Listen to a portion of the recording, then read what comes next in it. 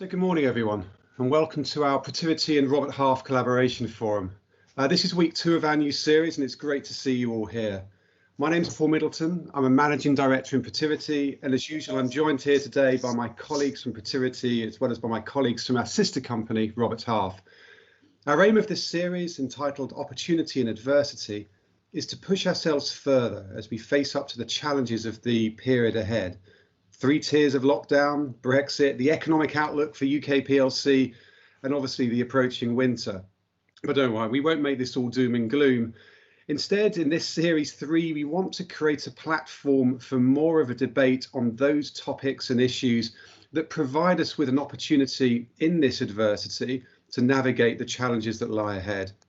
Challenges that are related to the impact of COVID, and that have had an impact on our professional and personal lives, and most of all are important to you. Last week, via our Mentee polls that some of you will have seen, you told us that one of your top challenges is how to effectively embed meaningful change. And so we wanted to dig into that today by debating whether it is mindset and culture or technology that can best drive positive change in your organisations. Before we do that, I wanted to remind you of a couple of key ingredients we need to make this morning a success and of most use to you.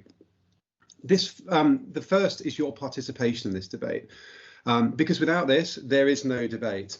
So I'm sorry, and I said this last week, but I'm going to be consistently encouraging you to come off mute, stick your head above the parapet, raise your hand in Teams and say what you think, or at least write it in the chat.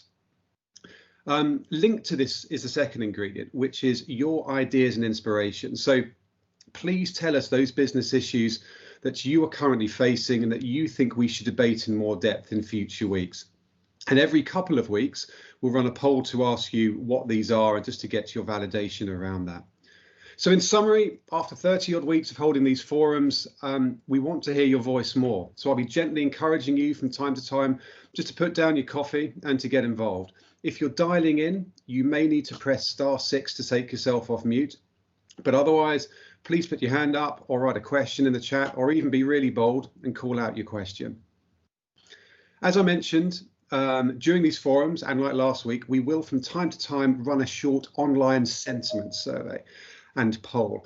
These are so that you can anonymously share your thoughts and so that we can all see the collective sentiment of this audience during the forum. We're going to be using a platform provided by our partners at Mentee for this, and I promise you it's very straightforward. When we launch the poll, I'll let you know, and you'll see a link in the chat, and if you click on that, it will take you straight to the question. It's anonymous, it's easy, and it will take you less than 30 seconds to answer. So, why are we framing today's session as a debate? Well, we believe that now, even more than during the apparent green shoots of the summer period, is the time for us and for you, our clients, our partners, our friends, to plan and deliver change. Because more than ever, without change, without disruption, we run the risk of rapidly becoming irrelevant in the dynamic world we're operating in. And we think that if you can hear a number of perspectives on topics that are important to you, be they conflicting or not, it will help you make bolder decisions and hopefully the right decisions. So based on your feedback from last week, we wanted to focus the debate today on whether our priority should be mindset and culture or technology to drive the best, most meaningful change.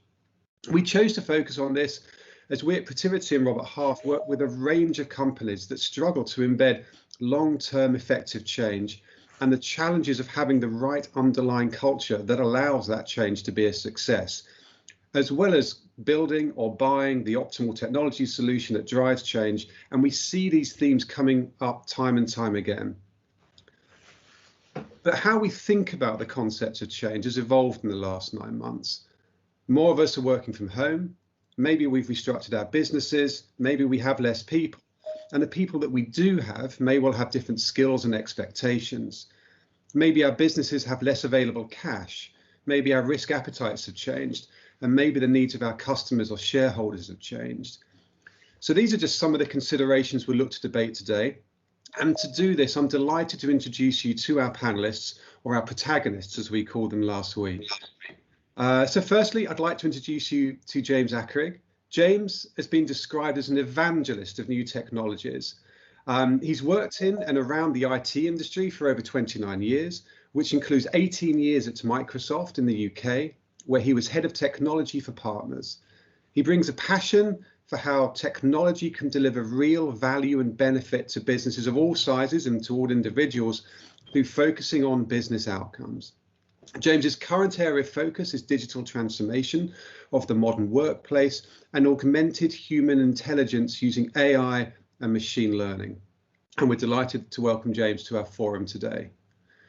Secondly, I'm very pleased to welcome Jonathan Wyatt from Pativity. Jonathan is Global Head of Pativity Digital and Innovation. He brings over 26 years of experience and joined Pativity over 15 years ago. For 10 years, Jonathan was a member of our global technology consulting leadership team, and he now spearheads our digital and innovation programs for our clients. He specializes in helping organizations manage the opportunities and risks presented by disruptive innovation and exploring ways to embrace the new and emerging technologies. Jonathan engages with a range of clients across different industries and geographies to help them succeed in their digital and innovation journeys. And in 2019 was named as one of the top 25 global consultants by Consulting Magazine in its annual honours list. And again, delighted to welcome Jonathan to our forum today. So before we let our panelists loose, as I mentioned earlier, I'd like to undertake a quick sentiment survey to see what your thoughts are around how we should best embed meaningful change. You will see in the chat, my team has posted a link.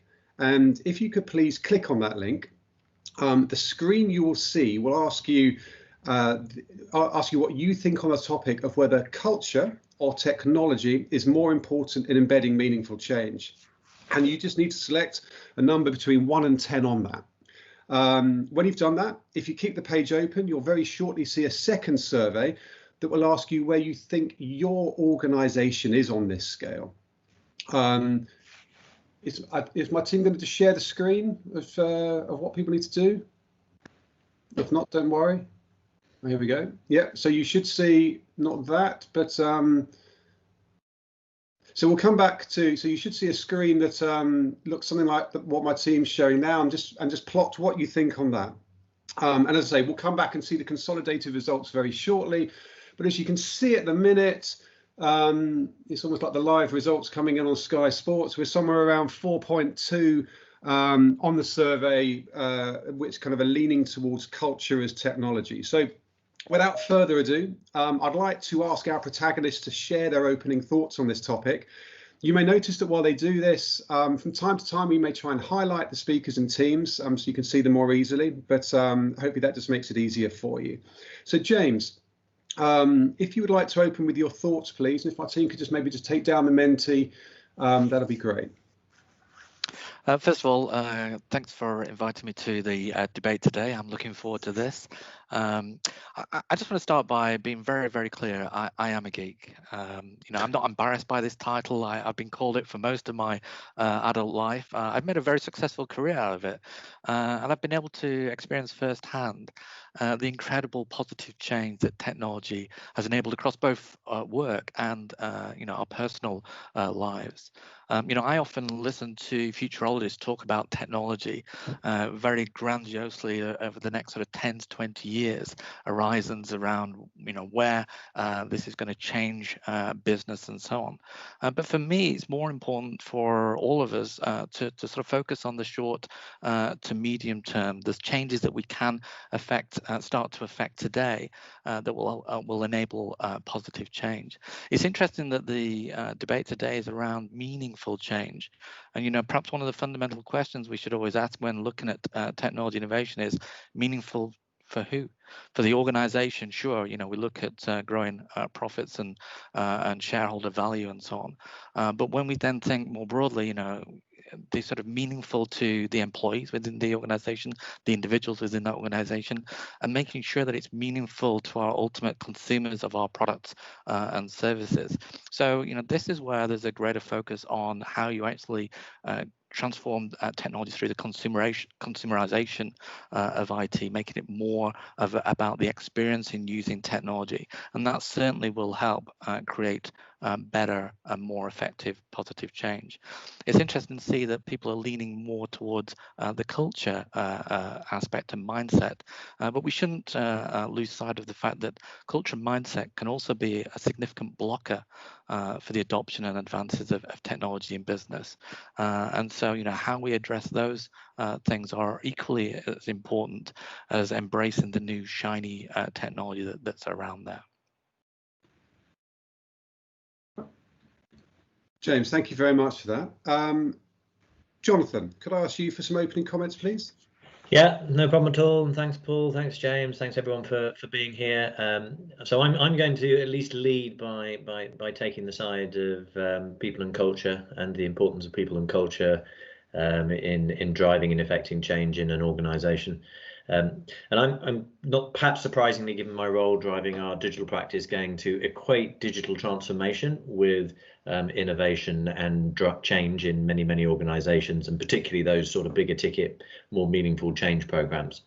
And when I start out and talk to anybody about digital, and digital means a lot of different things to different people, my typical starting point is to really emphasise that what is a digital transformation? It's not about technology, despite where most people might start. It's actually more about understanding that the world we're operating in is changing rapidly, and it's about transforming the organisation to be competitive in the digital age. And in order to do that, you fundamentally need to change the way at least traditional organisations think in order to effect change.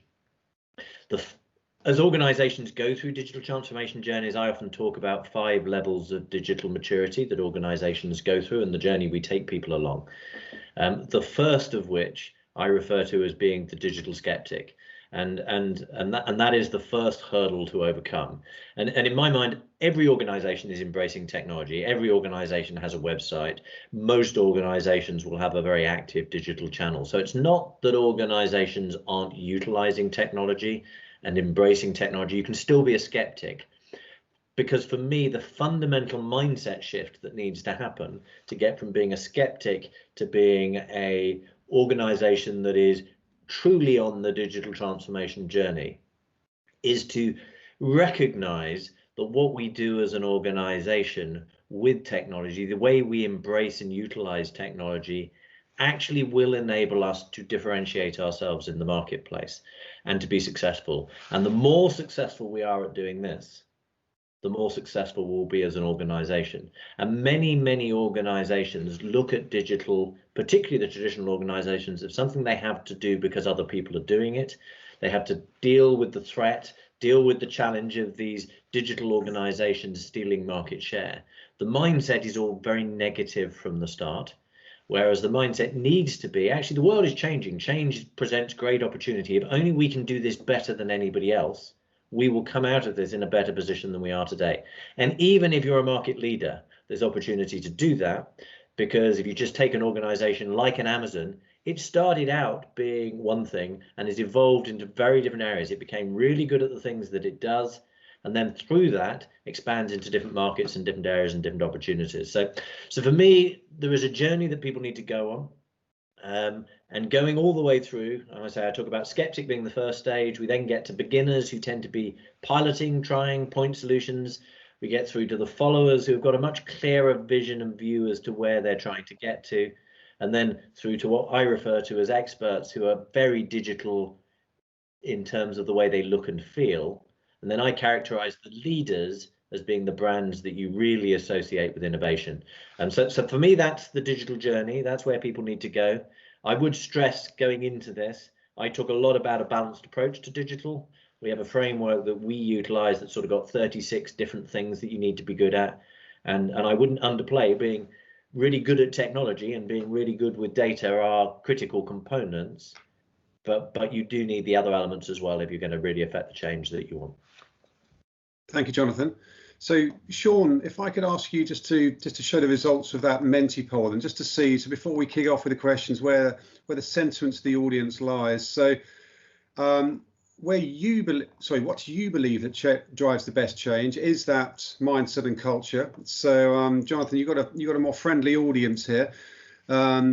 you can see like the balance of where people have been voting. There are a few on the extremes, but the core around the average is 4. The second question was around where you think your organisations are, which doesn't seem to have come through on that. So we'll leave that for now, but or we can come back to it. We're all at the beginning of the journey. That's right. We're all slap bang in the middle. If I could maybe, oh, there we go. There's a few there. So if you could maybe just put that down for a second, Sean, and we'll move on to our first question. So question to James, first of all, and then for Jonathan to respond to. But James, with the disruption and uncertainty that we currently have, do businesses need to invest in technology now to differentiate themselves and survive, do you think? Or is it more important to build the right mindset and culture first in order to avoid wasting cash and effort on technology projects that are highly likely to fail? I think what we're seeing is organizations are seeing the opportunity by investing in technology today. And I think what we've sort of seen, and certainly the sort of pandemic situation has sort of seen, the acceleration of investment in technology. Some people are sort of saying we've seen 2 years of accelerated digital transformation in just 2 months in the early sort of stages of lockdown, where perhaps a lot of traditional businesses that hadn't really thought too much around their digital footprint were forced to in some respects. So that really focused the mindset around investing in technology for online capabilities, providing services and products to their customers. I think what we're sort of seeing now, and I think Jonathan kind of mentioned this, is that being online, that's just the entry stakes really. It's what you then innovate on next to actually differentiate and create those great experiences. So absolutely, investment is going to be important. But I think the key point here is for organizations to use this time to take a step back and understand where their gaps exist regarding their current digital capability, and also not just invest in new technology, but invest in actually removing technology debt. So this is where you have legacy systems and older ways of working as well. The experience that I've had with certainly with larger organizations, there is a duplication of tools, so therefore multitudes of spend to achieve similar kind of outcomes. Again, this is all around the better investment of technology, making the right sort of technology choices. So absolutely, investment is key. The key sort of areas are around, and we alluded to this before, is the investment in technologies, and particularly around security technologies that are aligned with that in equal measures. Currently, the investment around data has predominantly been around the storage, the disaster recovery, the backup, and so on.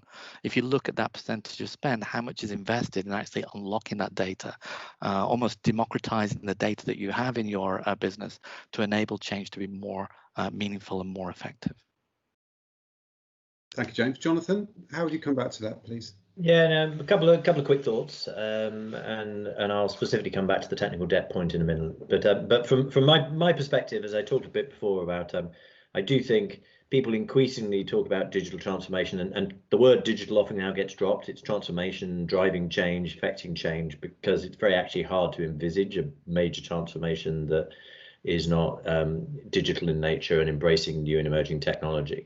But for me, the heart of a lot of this, and why it comes back to change the way an organization thinks, if you can change the mindset, and when I talk about the organization, who am I talking about? Typically, I'm talking about people in leadership positions, people who can influence what the organization does. And that doesn't just mean the C-suite, that means everybody who has a leadership role within an organization. If you can change the way they think, what you end up doing is creating a huge appetite for change and demand. And people will see the opportunities to utilize technology. They will understand AI. They will see where AI might add value. They won't tolerate manual processes. They'll be looking for automation. They'll be trying to drive change. And that will create huge demand for change. Now, in balance with all of that, you've then got to have the capability to effect the change. So once again, it's not just about creating demand. You've got to actually create an organization that is able to deliver on that demand, which gets you back to the importance of a balanced approach to all of this.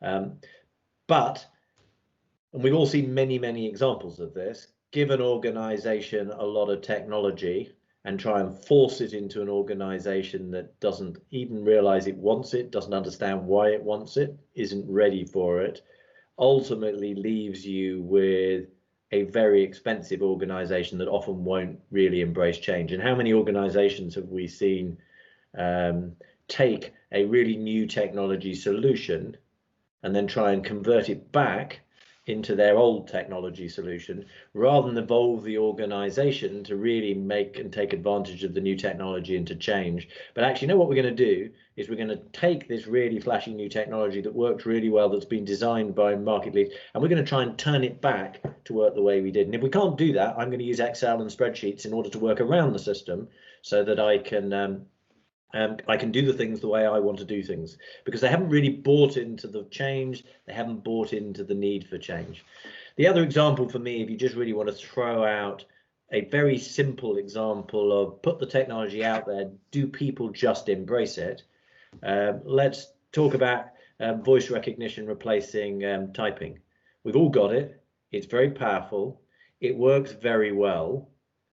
Yet the vast majority of people, if they pick up their mobile phone, even they're not very good typists, will attempt to type it all in, as opposed to just hitting that microphone button that's there on the keyboard and speaking into their phone and effecting change.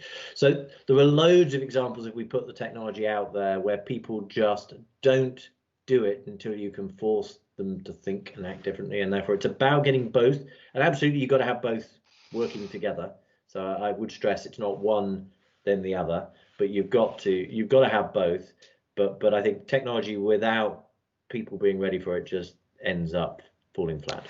The thing I'd also add is that a recent survey of the Fortune 500 sort of CEOs said that the COVID crisis would accelerate tech investment despite final pressures. I think it was like 63%. Yeah, 63% of Fortune 500 CEOs said that they would accelerate investment despite financial pressures, and only 6% said it would slow down. Now, for me, the key sort of thing there is okay. So that's 63% of Fortune 500 CEOs, but what technology and where are they going to make that investment, right? And that I think is the sort of key point here is, just having technology for technology's sake doesn't necessarily create those meaningful outcomes. But having specific business outcomes and purpose, then that's going to drive it. But without the technology, you also, or sort of say modern technology, you're also seeing the more serious risk of the disengaged employee, the desire to actually affect change, but not having the capability through the tools made available to actually enact those desires for change. So, it is more of a sort of balancing act between the two. Yeah.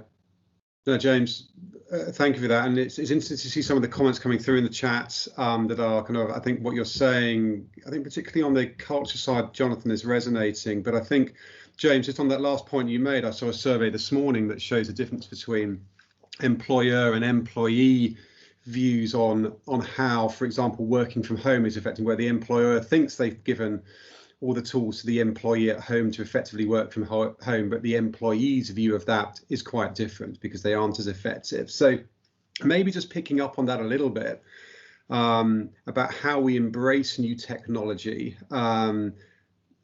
It barely seems a day go by that we don't see a new company launched that has a new offering in the technology space.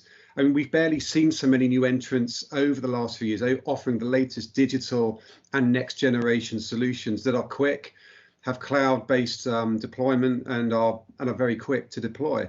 Arguably, this innovation spirit, as well as the products themselves, are exactly what more traditional companies so desperately need in order to show them how to shift the mindset you refer to, Jonathan, and that innovation culture, as well as offer them so much more needed products to differentiate themselves with their clients.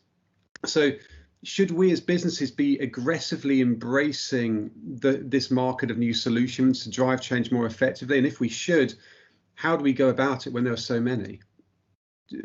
James, do you want to start with that? So, this sort of understanding of regards newer technologies and the opportunities that it brings. Certainly, the sort of inquisitive mind should be aware of the speed of which technology is changing. Quite often, we kind of misjudge, things that we think are going to take, tens of years happen very quickly, and things that we think are going to happen very quickly tend to take a little bit longer. But again, understanding the technology for business fit is really important. At Microsoft went through this sort of disruptive era where its traditional core business was on-premises servers and traditional packaged software. There was an inevitability as regards more service-oriented technology being delivered, and so the initial sort of stages as regards embracing cloud computing was kind of seen as high risk. This was new technology, the new shiny thing, if you will. When Satya was actually heading up the cloud business unit, Steve Ballmer at the time gave him some key pieces of advice, and he said, "Look, be bold, but be right." Which is quite insightful, really. But what they put in place were different metrics as regards what success looks like. And when I spoke before around, when we say about meaningful change, it's who is getting that meaningful change. An example is, IoT, the Internet of Things, is still an emerging technology area. A company that we worked with quite a few years ago, they manufacture and service lifts or elevators, if you want to be American. And they looked at what they were good at, what they had already, the data and so on. And they worked with Microsoft to actually establish predictive maintenance using IoT sensors and devices. Now, the reason why this is a good story is it wasn't just about aggressively embracing that technology. It was about realizing the positive change that it would have. First of all, it completely transformed their business because they were able to actually predict ahead of time before a lift broke, and therefore schedule engineers more effectively, and therefore proactively service the lifts before they broke, providing much better service to their customers, right? So the customers won without a doubt. The engineers, as they were going to service particular lifts, the feedback loop of data meant that they knew which parts to actually have, so they wouldn't turn up on site and go, "Oh yes, your lift's broken, I'm going to have to get a part, that'll be another 2 weeks." They were able to actually enable the engineers to actually have the right parts and the right information to service those lifts. So the employee, the engineers, they were beneficial. And then not only did it help build their own business and service and transform the way that they provided that to their customers, but a couple of years later, they then launched that as its own platform.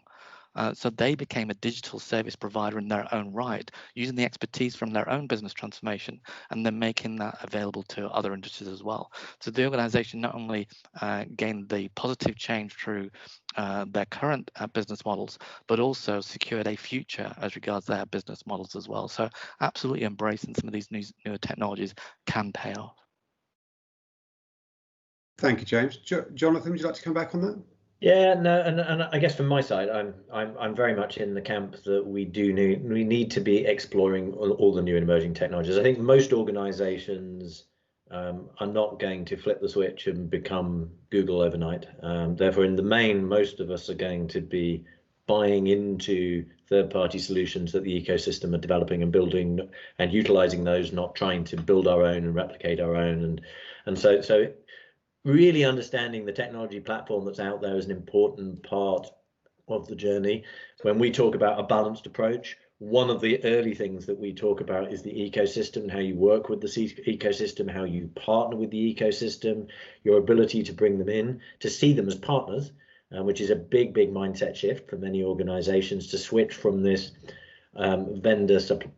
They're a vendor, I'm the business, they want to work with me, it's all about me getting the best deal for myself, to being actually much more about balance in that relationship and partnership, because we want to be strategic partners in a lot of areas where we're going to work together and utilize those.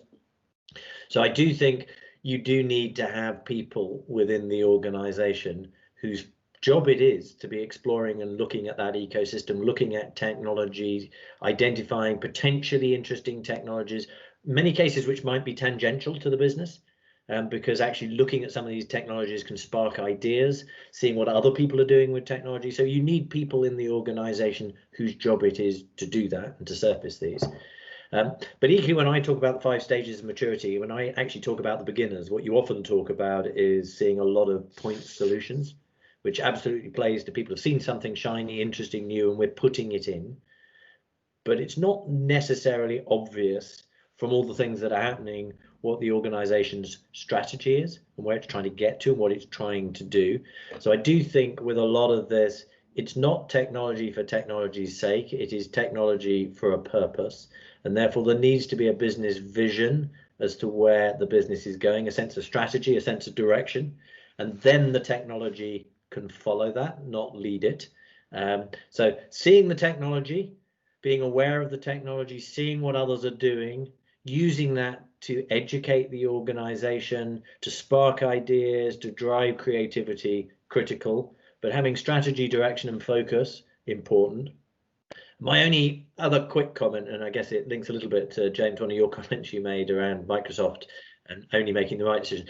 My view in general on digital is the digital risk is it is biggest in organizations that do not change.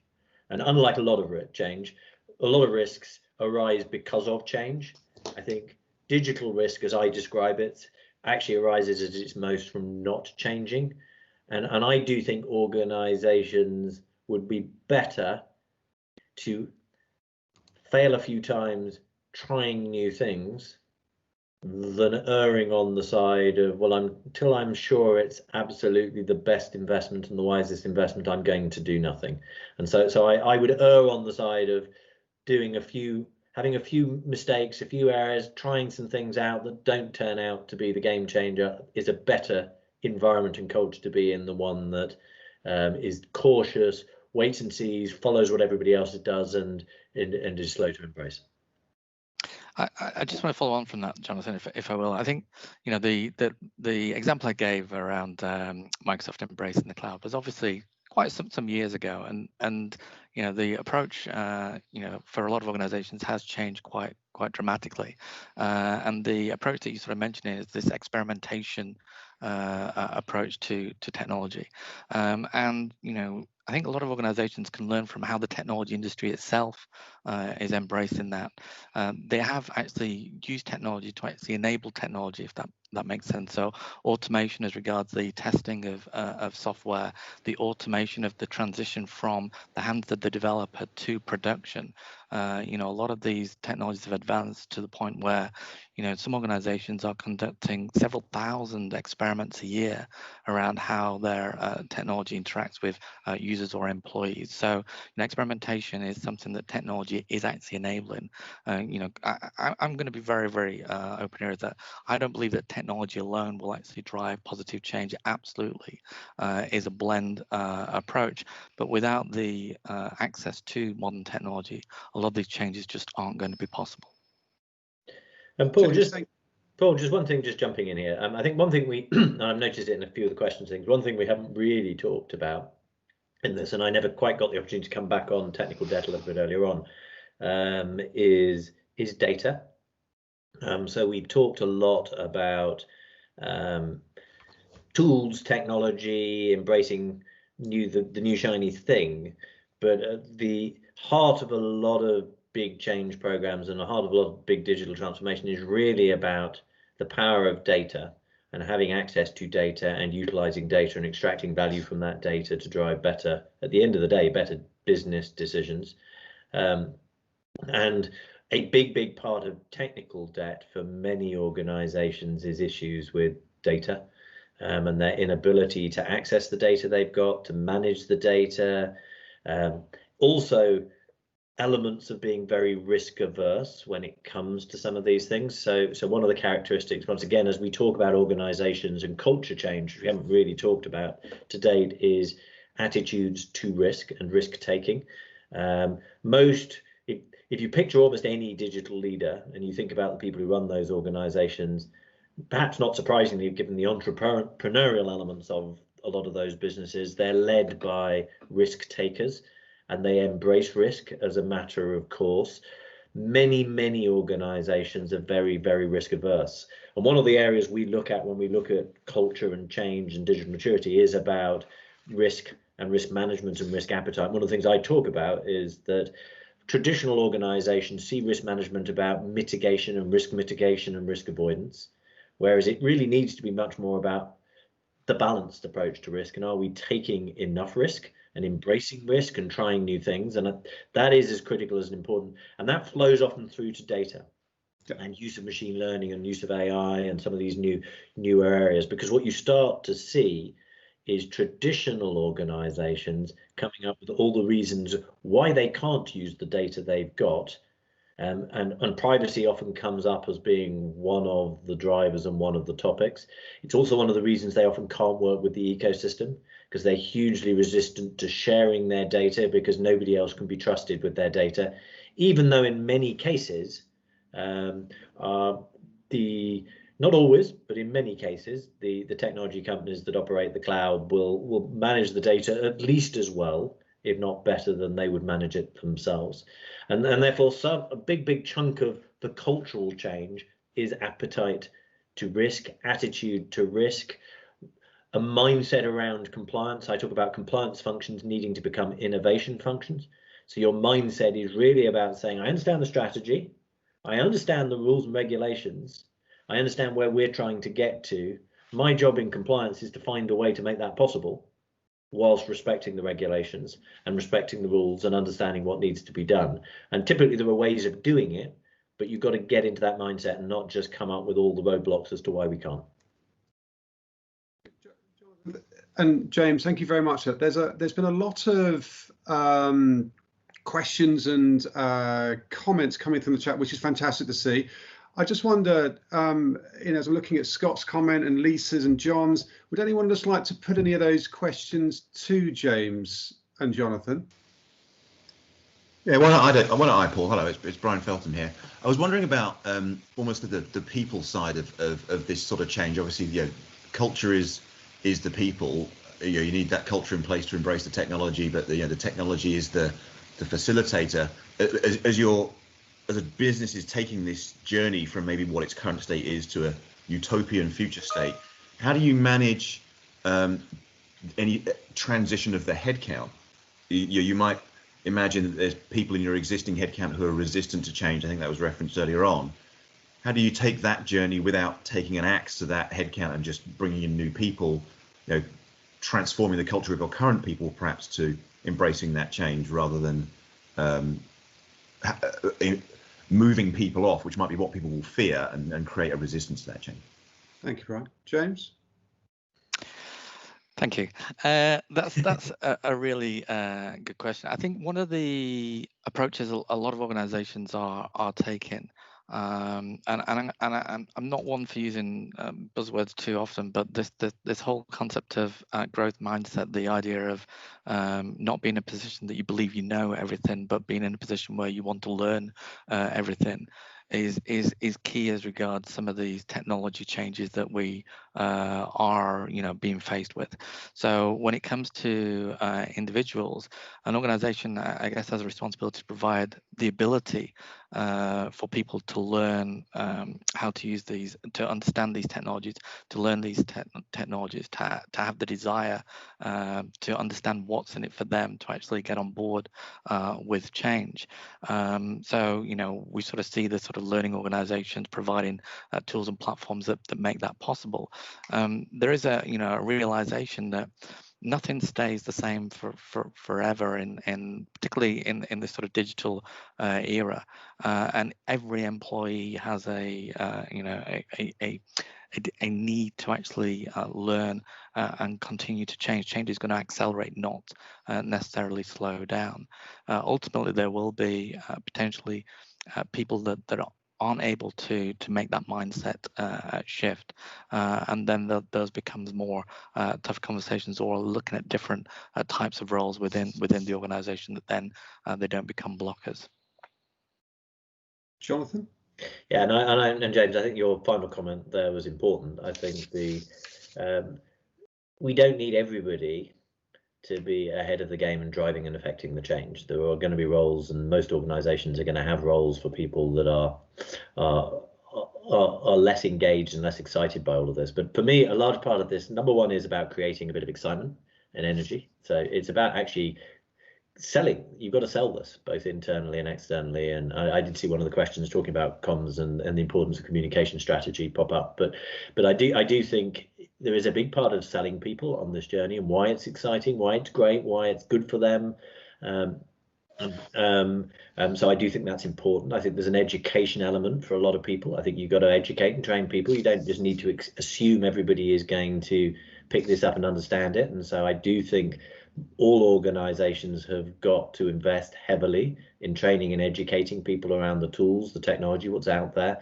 We within Pativity, for example, we ran what we referred to as the digital baseline training, which was mandatory, but really went through each technology that was out there and talked about what it was, why it was there, how it would affect change, how it would affect industries, what's driving change, and really about trying to get people to understand and see the future and importance of this.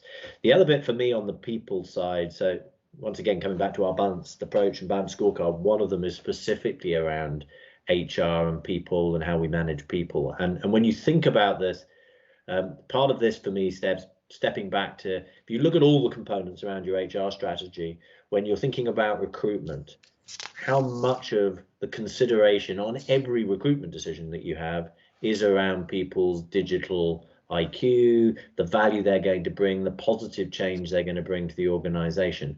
When you think about annual appraisals, how much of the annual appraisal process and how visible to people is it that one of the key things we're looking at is the willingness to embrace new things, to bring innovation, to drive change in the organization. When we make promotions, are we promoting the people that are representing the values that we want, that are going to bring that positive change to the organization over time and are trying to affect and drive that change?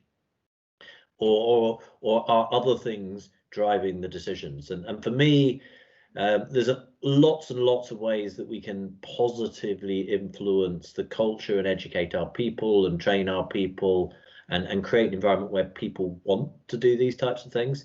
But it has to be deliberate. It doesn't just happen. Jonathan, thank you.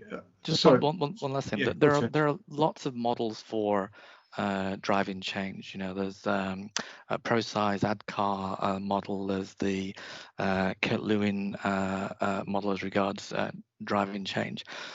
Quite often, when it comes down to the individual, and that's what we're often talking about, it comes down to a fundamental internal decision that a person makes, and that is understanding the answer to the question, what's in it for me? Yeah. And as much as we can elaborate other models, that's basically what it comes down to. You know, the adoption of remote working, pretty much most people who have been forced into, let's just say Microsoft Teams as an example, they've realized what's in it for them is that they can continue to work, not necessarily in the same way that they had, but they can continue to engage and communicate and collaborate, and that's what's in it for them. And that was why a lot of people, you know, some more willing than others, have made that change. James, thank you for that. I do see a hand up, and I think that's Craig. So I'm going to go to Craig. Craig, would you like to ask your question or post your comment?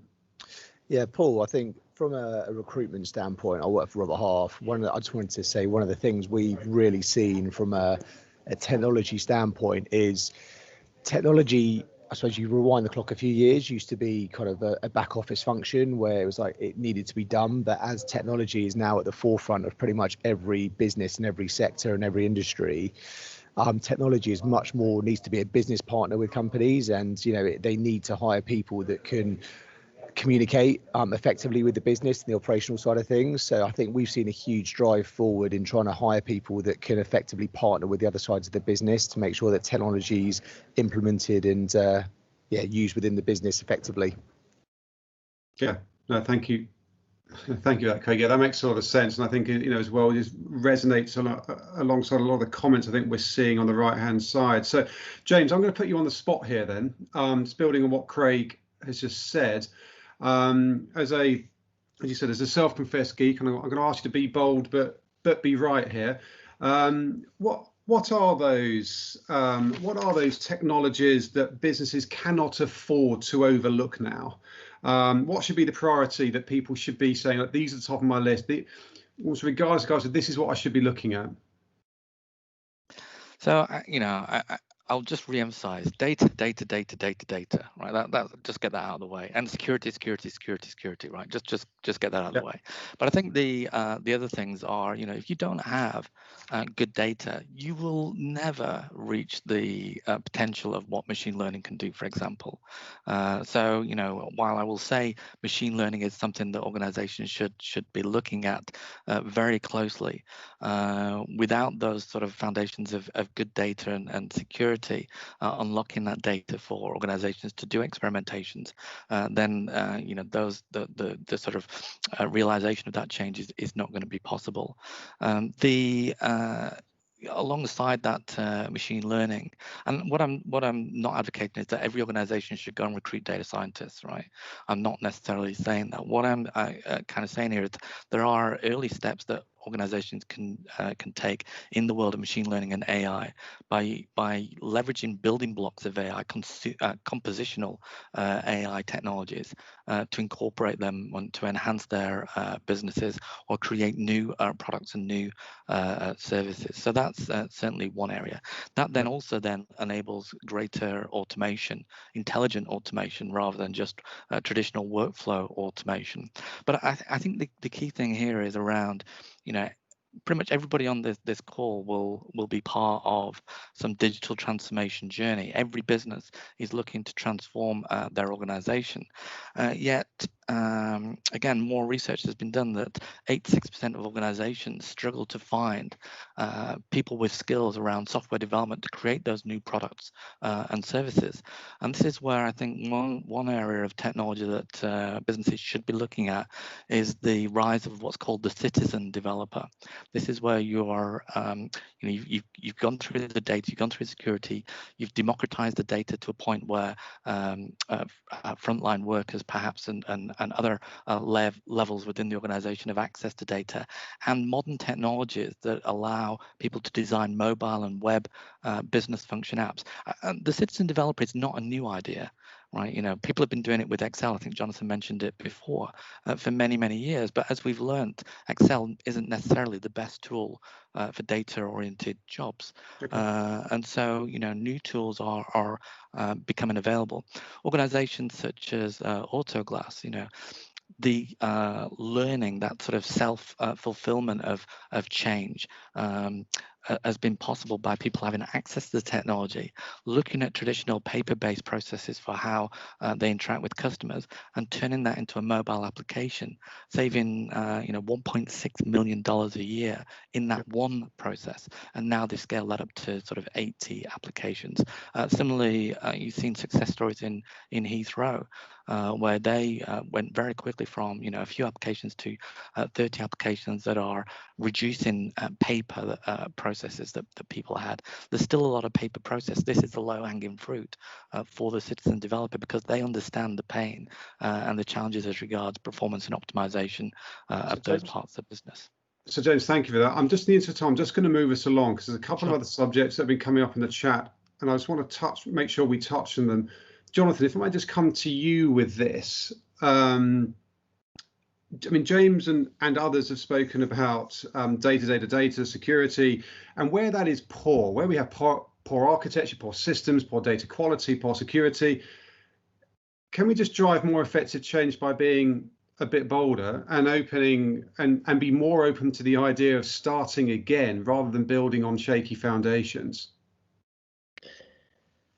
So part of me, given everything I've said, driving the importance of driving culture change, will by default say I'd like to believe the answer is you don't have to, but that said, I think I've seen a lot of organizations have a lot of success with this and battle, and I've had a lot of conversations where people have talked about change. I do a lot of work, for example, with the traditional banks, where you'll get into a conversation, but you just don't quite understand how difficult this is. We've got and data will come up, and we've got all of these data issues. Our data's fragmented, it's all over the place, it's chaos, we'll never be able to achieve some of these things.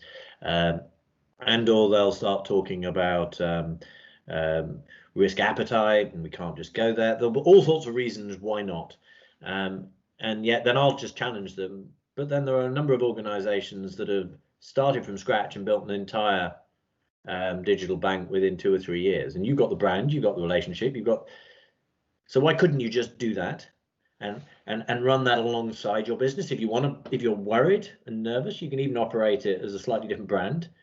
So looking back and winding the clock back, and one of the ones I often cite is HSBC and the launch of First Direct, just as a sort of example of really jumping into telephone banking in a big way and actually running it as 2 different brands. And through that, learning and driving opportunity. Goldman Sachs has done it very recently with Marcus, of launching a retail, and they actually went into retail banking as an investment bank, so not really their core business, partly because it removed some of the barriers within the organization to some of the politics that might have come out of that and the fun of cannibalizing their business. But their primary driver for doing it was to learn what it's like to really run a purely born digital business and to operate as a born digital business, and then to drive change. So I do think it can be a very effective strategy for organizations to do, and much better to have that strategy than one that is making excuses as to why not. Okay. And just one other, I guess, quick comment, and it links a bit to some of the previous questions in culture as well here. I've talked a bit about recruiting people as being a way of effecting change and bringing people in. I've seen situations, and a very specific example with one of the big banks, where they recruited a number of people from Google to try and drive that influence, to drive that change. They spent 6 months in the organization, didn't like the environment, didn't like the organization, didn't like the resistance, and decided it would be easier to leave and to go and start again somewhere else, and did. And I think for me, part of the challenge with this is sometimes landing the people you want to land, because they won't come to the organization if they don't like the environment, they don't like the culture, and therefore won't be able to affect the change. But sometimes landing them in a parallel business can just be an easier way to go around it. So it is a strategy. I don't think it is the only strategy. I do think there are some organizations where if you genuinely got the buy-in in the leadership and the attitude and the push down from the top, you can effect change. So I don't think I'm being defeatist here. I think it can be done. I think change can be driven through an organization, but if it's going to be, if the conclusion is too difficult, the will isn't there, the drive isn't there, then I do think the parallel strategy, but I do think there needs to be a plan to bring them all back together. You don't want to end up as 2 businesses.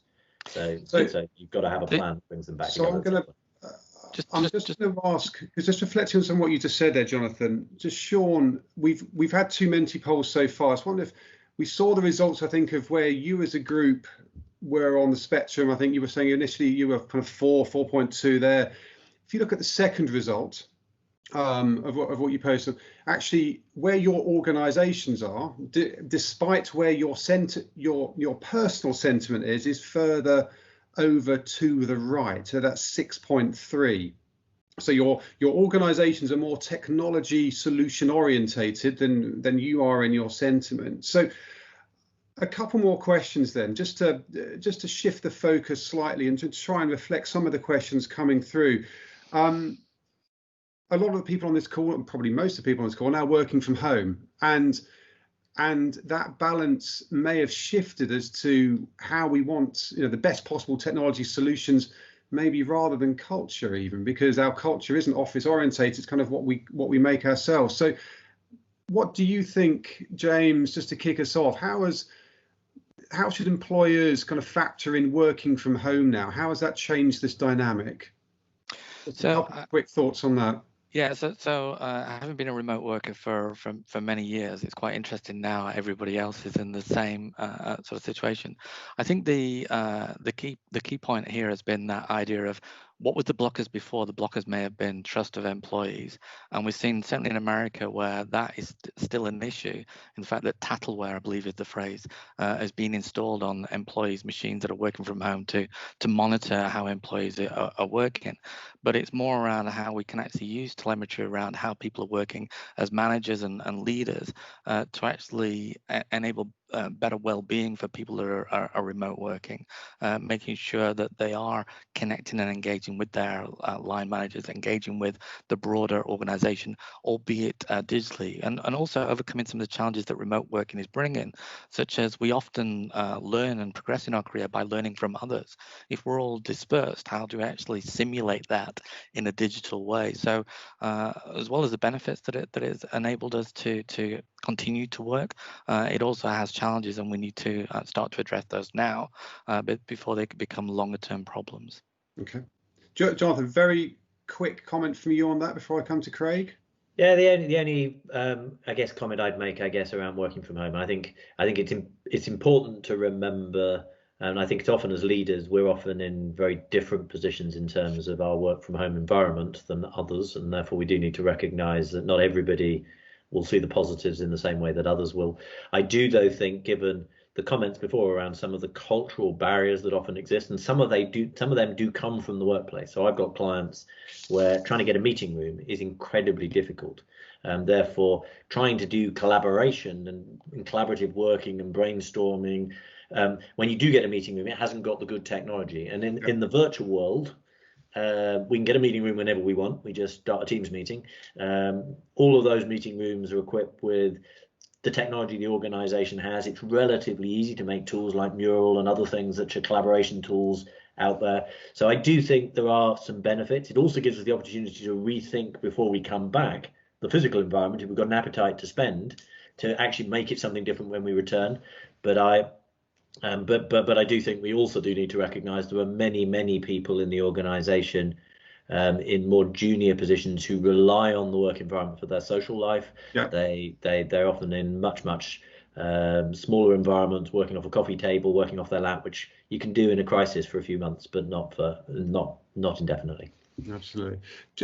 Craig, you have your hand up. Quick observation from yourself, please. Yeah, Paul. I think the thing James touched on about software developers, culture, working from home, it's interesting because we specialise in the technology space, and we've seen a huge demand for software developers. And I think the assumption is that a lot of them are maybe sometimes a bit more introverted, don't want to stereotype, but also that working from home, you might get more out of them. And we actually had a client that has 250 software developers in their business. And pre-COVID, they ran a test where they did 3 months fully working from home and 3 months in the office. And obviously, it's very easy to measure what people their outputs when they produce. And they actually found people were more productive being in the office.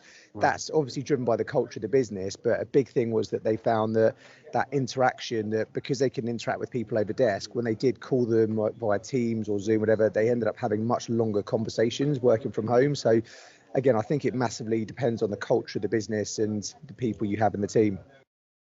Absolutely. Craig, thank you ever so much for that. We're out of time. It's 9 o'clock. That's been an amazing session again.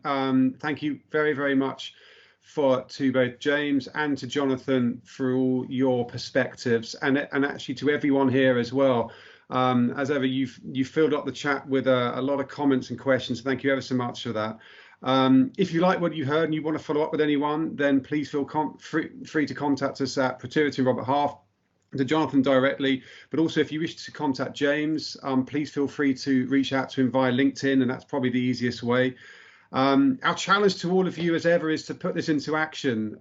We saw where your perspectives were, towards the people side, whereas your companies are more focused on technology. So what we encourage you to do, as James so articulately said at the beginning, is be bold, but be right with that, and drive it forward. So next week, we'll be focusing more on managing motivation and morale. And again, we have some great panelists, including Emma Birchall, who'll be joining us for that.